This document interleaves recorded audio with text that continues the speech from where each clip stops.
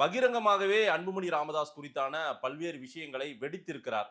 அவங்களுடைய மோதல் ரொம்ப வெளிப்படையாகவே தெரிய ஆரம்பித்திருக்கிறது சார். ரொம்ப வருத்தத்திலும், வேதனையிலும் ஐயா ராமதாஸ் அவர்கள் பேசுவது பார்க்க முடிகிறது.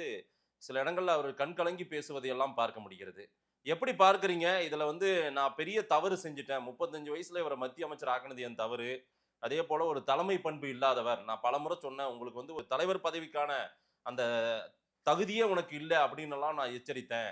அதேபோல அவருடைய தாயை இவர் வந்து அடிக்க பாய்ந்தார் அப்டின்றதும், பாட்டில் எடுத்து வீசினார் என்பதெல்லாம் சொல்கிறார்கள். நீங்க எப்படி பார்க்கிறீங்க இந்த மோதல்?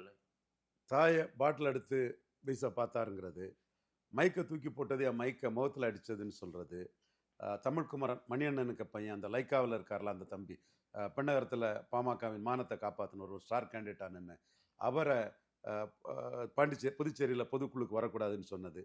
இது எல்லாத்த விட அந்த சமூக மக்கள் இளைஞர்களில் டாக்டர் ஐயா சொன்னதில் அவங்களுக்கு பெரிய டேமேஜ் அன்புமணிக்கு என்னன்னா, மாவீரன் ஜே குருவை என் நண்பர் அவரை அவமானப்படுத்தினதாட்டு சொன்னது தான்.